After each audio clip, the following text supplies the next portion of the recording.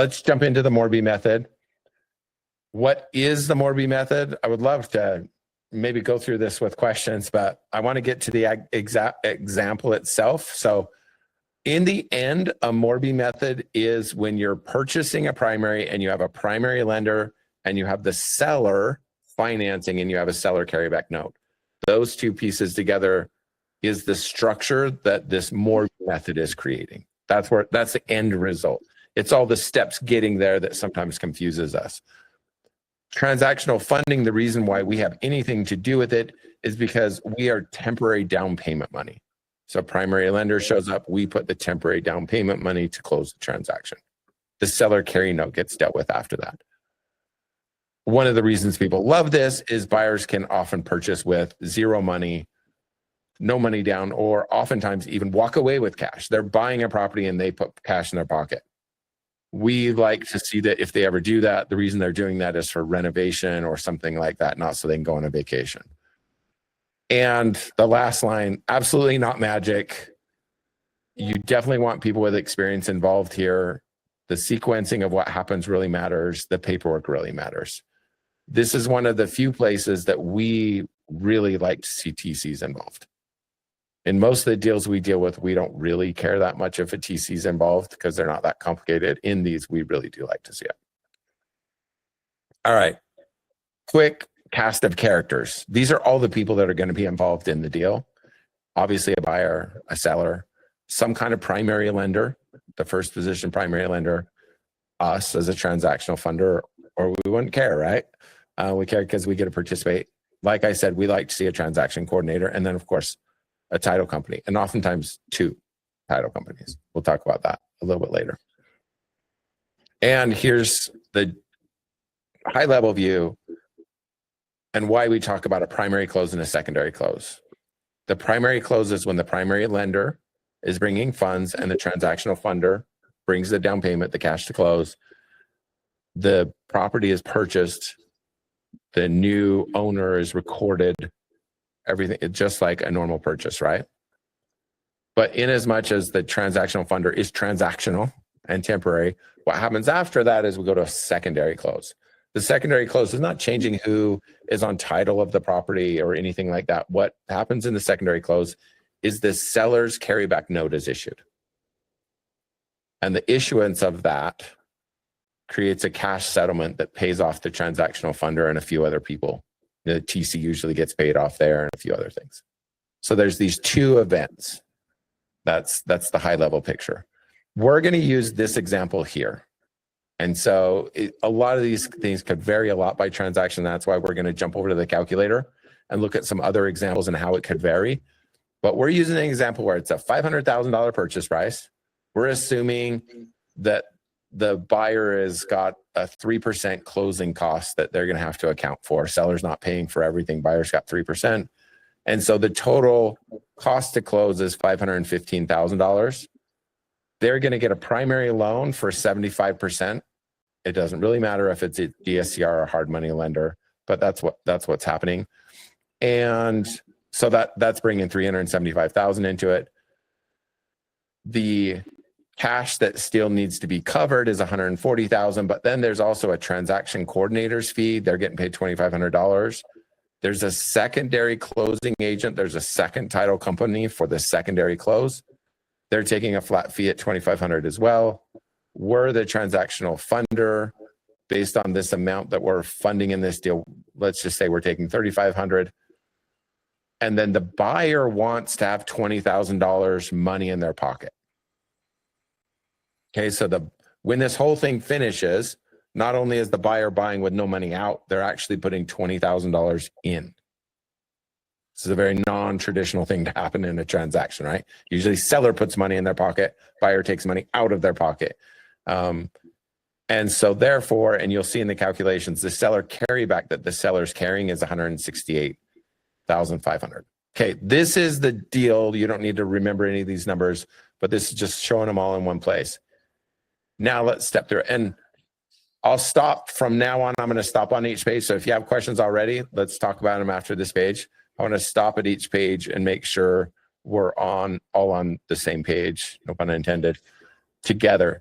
If you're not following, if you're still a little bit lost, that's normal. You should see this about 3 to 10 times before you understand it. If you've seen it once and you understand it, you might not. You might, but you might not. So, all right, step 1, primary close. Money in to primary title. This is the in stage for us. Primary lender, per our example, is bringing $375,000. Okay. We're bringing $140,000. The title company has $15,000 in closing costs. And when this whole thing ends, the title company is actually going to wire $500,000 over to the next title company. That probably didn't make any sense. So let me show it visually.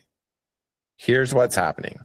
I need to shrink this a little bit. How do I shrink? Can I exit this header? Let me make this 130. Okay. I just want to make sure everything shows on the page. So what's happening in this primary close to buy this $500,000 house? The closing costs are being eaten up by the title company, right? We're bringing $140,000 into title. There's a cash wire. Primary lender, XYZ funding, whatever, DSCR lender, whoever they are, is bringing $375. $375 plus 140 is $515, right? So we've funded $515. $515 in cash is sitting in this primary title's escrow account. They use $15,000 of it to close. There's $500,000 cash still sitting there, right, at that moment. That cash is not being sent to the seller yet. Okay, so the whole thing just closed. There's $500,000 left sitting in an escrow account. Title records this thing. The buyer is now on the title. They own this property, and that title company, per an agreement that they've signed and that the seller has signed, transfers the $500,000 they have left sitting in their escrow account to a secondary title. This is not the only way to do a Morby, but we're talking about the 2 location method, and this is the method we prefer. Another day we can talk about the operating agreement LLC method. There's other ways of skinning this cat, but we're doing the 2 location method here. I think the 2 location method's easier to understand, honestly. Okay, so does everybody understand where we're at right now? At this moment in time, the house has actually been sold. It has a new owner. All the cash came in, the whole thing transacted. But instead of the normal process of title saying, okay, now I'm going to settle the cash and send it to everybody. Here's sellers, the seller gets this much and whoever was supposed to get money. The agreement they have as their settlement is send all of the money to this other title company. Okay. I'm going to pause here for a second. Questions, comments? Is anything in this seem weird? Anything not 100% clear? I've got a question. I'm not sure why you're going to another. I'm not sure if I understand what you're doing. I can see it working. I'm just not understanding. Is this to hide it from the primary lender? Okay, great question. So you're saying, why are you using 2? And there's a number of reasons. One, so I would never say that the reason is we're hiding it from the primary lender. If the primary lender has a specific clause that says you absolutely, if you do this, then your loan can be canceled or whatever, which is super rare, by the way. It's almost very rare to find those clauses. A lot of times the underwriters say we don't want to do it. That's fair. We're not necessarily hiding it from the primary lender as much as this structure is a structure of saying they are buying the house and then the seller is going to reinvest into the project. That's the mentality in this. They're selling their house, it's closing, and then they're going to reinvest into it. One of the problems that happens in these transactions when they're in the same location is the title company starts confusing the pieces. Okay. It's a lot cleaner when you do one part of the transaction and then move the other part to somebody else. So neither of them is dealing with all of the pieces. They're just dealing with their close, not 2 closes. Another reason is the secondary title, the escrow company that's often used, gives a flat fee. We know exactly what it costs. The seller, everybody knows what the costs are going to be for this transaction. Oftentimes, title companies that try to do this all at once, they'll put varying interesting costs on that second one. Sometimes it's much better. Instead of $2,500, it's $1,200, but sometimes it's $6,500. And so this way, from the beginning, before even working that out, it's really easy to understand what are the costs of the deal. So there's a number of really good reasons to separate it.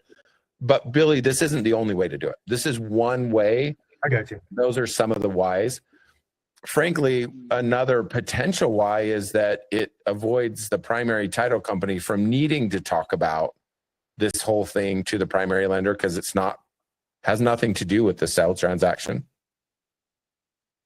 Okay. So it can avoid any confusion there. I have a question on the primary lender is giving $375. I don't see him getting paid back. Or is the buyer carrying that, or what is the deal? So he's not getting paid back yet. The primary lender is lending. They're not transactional at all. Okay. So this, let's assume this is a DSCR loan based on this asset being a rental property. And the primary lender said, hey, the rent income justifies us lending this much against it. It could be a 30-year loan. So how much of the $331,000 goes in the seller's pocket as his? Oh, you're getting ahead. No looking at gray numbers. Come on, Valerie. Where are you going? I wondered how much he was carrying back and how much was going in her pocket. We're going to get to that. Yeah, you're running ahead. Sorry. Slow down. Hang out with us a little bit, Valerie. Sorry. No, that's awesome. That's awesome. You're just moving fast. Okay, so this is where we're at. We just finished the close of a property. The primary title company just wired $500,000 to secondary title. Secondary title just received a $500,000 wire. So now we're going to go do the secondary closing. The secondary closing is where the seller gets paid out their $331,500.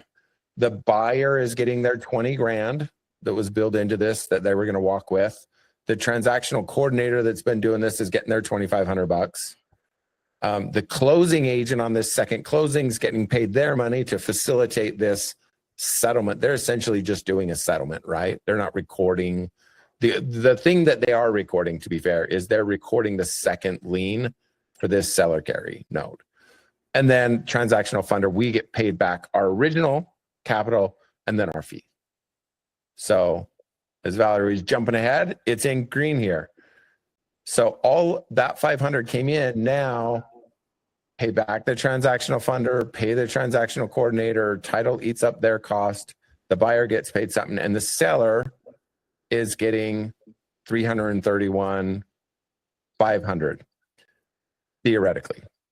So I might actually need to change the next page to account for that.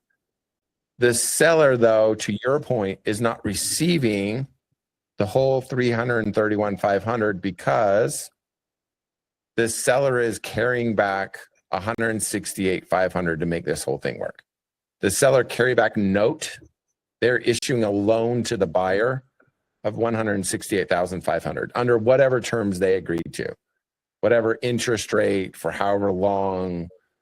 That there's an infinite number of options there. And so to your point, they are receiving, what is that? $331,500 minus $168,500. They are receiving $163,000 in cash and $168,500 in a loan note owed to them by the buyer. Does that answer your question, Valerie? Yes. Yeah. So I might go back and adjust this to put two numbers here or something in brackets so that we know. So that $331,500 is theoretically to the seller. What they're really receiving is $163,000 in cash and a note for $168,500 from the buyer. Yep, owed to them by the buyer under whatever terms they agreed to. And what about the $20,000 he walks off with? That's part of that. The reason it's 168,500 is because of that. If he wasn't walking with 20, it'd be 148,500. Okay. Yeah. Okay. Yep. And part of that 168,500, it's not just the cash to close we had to bring, right? But it's the cash to close plus the cost of the secondary closing fee, plus the cost of the TC, plus our fee, plus, like you said, the $20,000 the buyer walked with. All of those things combined. Can you turn that down, please? Sorry.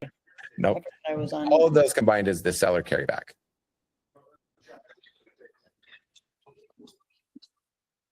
And then once all those funds are issued, there's no money in any title companies. All the money is sitting in somebody's pocket somewhere or in a note. So when the day ends on this, I'm going to go back to this page. When the day ends on this, what we really have is we have a buyer that has $20,000 more in their pocket than they did before. They have a loan with some lender for $375,000, and they have a loan with the seller for $168,500. The net result for the seller is they have $163,000 in cash, and they have a note for $168,500. Wait. Yeah. I think I just said that all wrong, actually. Yeah, I was thinking the same thing. I just said that all wrong. Yeah, sold the property for $500,000. Yeah. And This is the cash the seller receives. Yeah. Thanks, Danielle. The cash. Yeah, I don't know why I just netted those. The seller receives $331,500 in cash.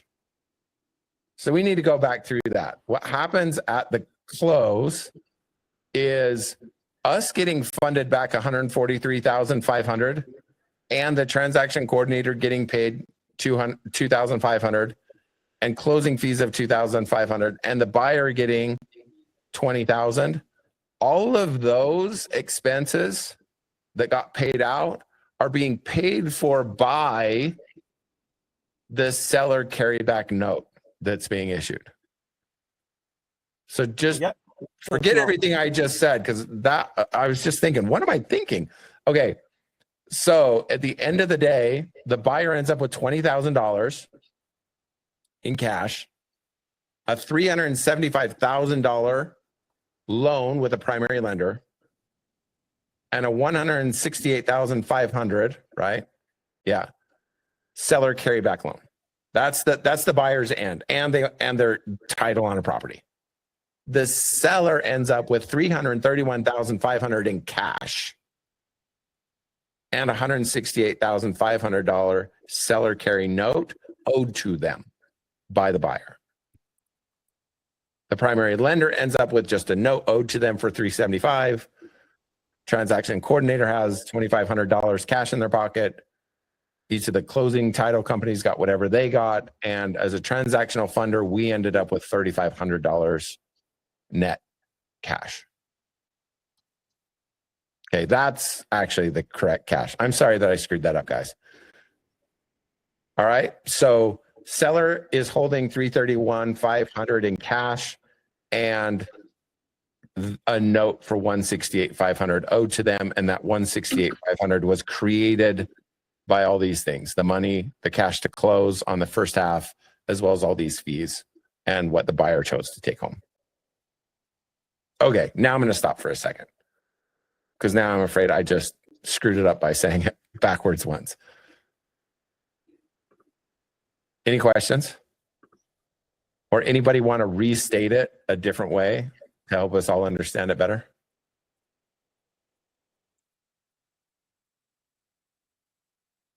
Don't be shy.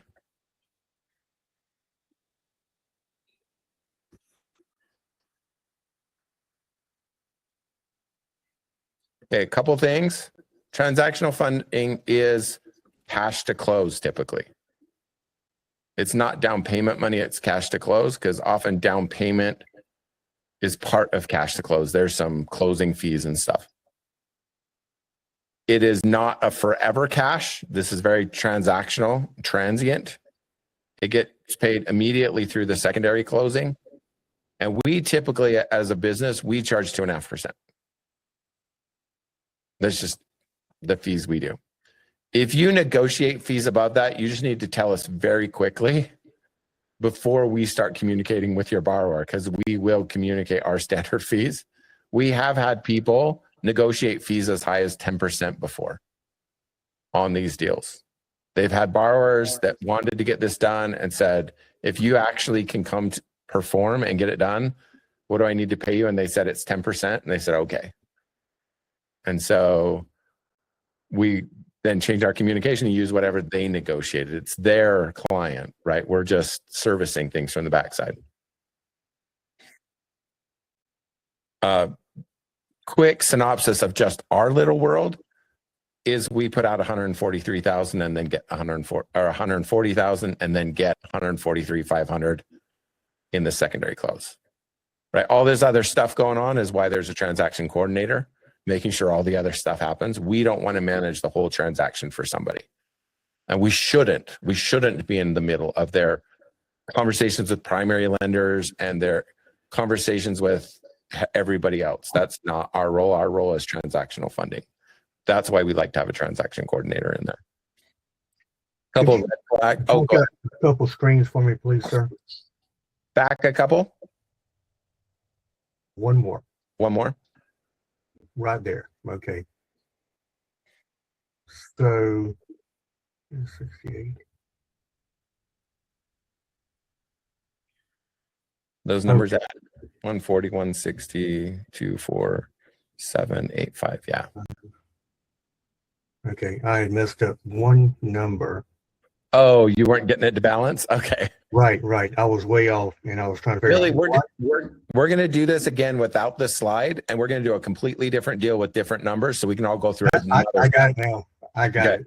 I hit a number wrong.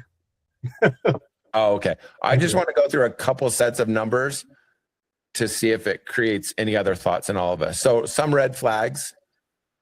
If we have title companies that are just unfamiliar and have not done this, you don't want to use them. It'll create all sorts of problems. We do the same thing with double close. One of our first questions is, how often do you double close? If they haven't, we want to get a different title company in so things don't get screwed up. These are relatively quick and move, and you want somebody with experience. If the seller carry terms are just not clearly documented at all, that's a red flag up front for us. That's usually resolvable, but that has to be really clear. That's between the buyer and the seller. This is their agreement. This should be an addendum to their purchase and sell agreement, and it should be really clear between them. The transactional coordinator might be able to assist them and help them in creating that seller carry note. We are absolutely not getting involved in their promissory notes between each other. We're not party to that. But if they don't know what it is and it's not clearly documented, there's a good chance they're just not ready for this deal yet. If the primary lender just absolutely disallows secondary financing or cash back coming out, then that's a big red flag because it could kill a deal. And I mean, the next one, too many parts with no written wire instructions. I mean, we just make sure that everything is documented in the process. And that kind of goes to the last one. Anytime that it's, oh, don't worry about the paperwork, we'll get that done. No, the paperwork is so critical in these. Each step, I mean, the fact that that 500 moves from one title company to the next, that doesn't just happen. That's not a wave of a hand. That's documents being signed up front by the right people, ensuring that title has the instructions to do that at the end, right? Really critical. What if they don't do that? We're not getting paid back, right? So a few red flags that can show up. And then we already talked about why it can be a really good deal. For funders, it's usually a really good deal because it's so short term. That's the biggest thing for us, right? Money goes out and comes back really quickly and can be reused. All right, so let's go do this with a different set of numbers. Let's make up a new deal. So I'm going to bring up a calculator. Let me see if I can make this a hair larger. Let's see. Can I go do it here? Yeah. That might make it too large. That's fine though. Can everybody see that? Yes. A little bit hard. So let's make up a new deal. You guys throw it out. What do you want to buy the house for? What's a house? What deal sizes do you guys see in your markets? What's a rental property going for? $1 Standard. million. How much? $1 million. Ah, Sunil lives in an expensive place. It's California. Oh, you're in California. Okay. Should we change the buyers paying, make it 2%? Let's make things up. Sure. How much is the primary loan bringing? How much is our primary lender bringing? What do you guys see from DSCR loans? 75%, 750,000. 75%? Okay. And then the buyer, are they walking with any cash? Let's say 10,000 for now. Okay, so they're taking 10,000 out. We'll leave the TC fee. We'll leave our fee. You guys didn't negotiate a better fee, did you? Nope. And we have a secondary close at this. Okay, so let's look at what that means. I'm going to try to flip back and forth. Am I going to be able to pull this off? Okay. So purchase price is $1 million. Closing cost 20,000. Total cost to close is $1,020,000. Primary lenders bring in 750,000, right? So this now is 750,000. Can I actually edit it? I'm not even going to try. That'll get messy. 750,000 is coming in here. 20,000 closing cost. Cash to close from us is $270,000. So we're bringing $270,000 in. All right. Just to attach the visual to the chart. In order to pay all these fees and pay us back our 270, the seller carryback note is going to be $291,750. So when we look at the end result, that's kind of what this is down here. I'm going to look at the bottom here. Primary lender brings in 750. We bring in 270. That puts 1,020,000 in the title company.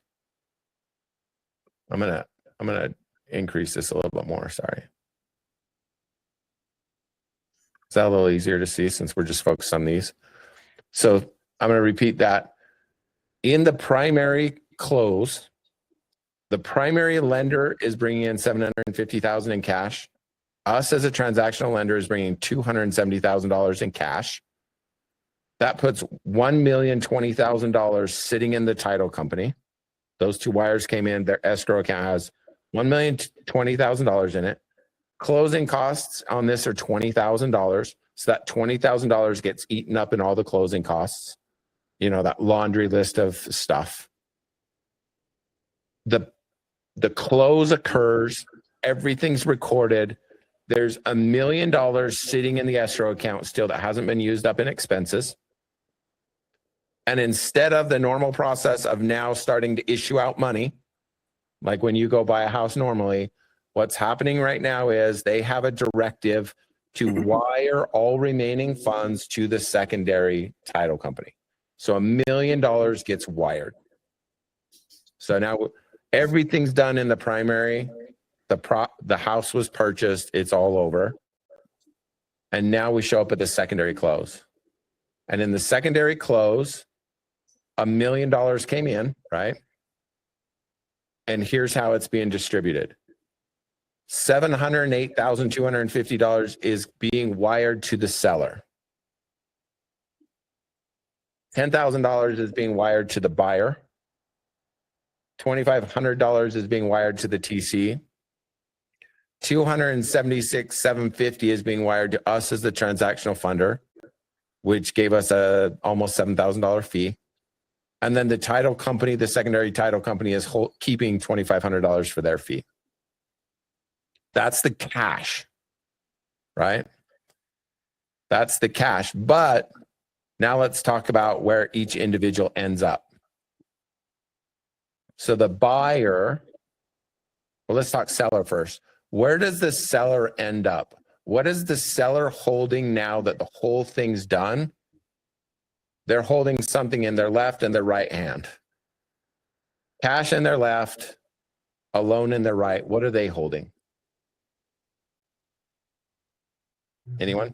How much cash are they holding in their left hand? It's hard to see everything on this. I'm going to shrink it just a touch. How much cash are they holding in one hand? And what's the value of the loan that is owed to them in the other hand? Anyone? The seller carry is 291,750. And 291,750 is a promissory note owed to them in one hand. Great. carry, yes. And I am looking for the other number. How much cash did they receive? So this day ended, they got, you're right. That's one thing they're holding is a promissory note. 708,250. 708. 250. Yes. Yep. So the seller is walking away with the value of 708,250 and the loan of 291,750. They're walking away with the value of the full million. Right? Yep. Yes. What is the buyer holding in their three hands? The buyer grew an arm in this process. What's the buyer holding? They hold three things. Buyer's cash is 10,000. Okay, so they're holding 10 grand. The property. Oh, they have the property. They got four arms now. Okay, so the buyer's using their hands and their feet. They got 10 grand. They now have the property. Thank you, Alec, because I always forget about that. They actually got a property in this, which was the whole point. They're holding two promissory notes.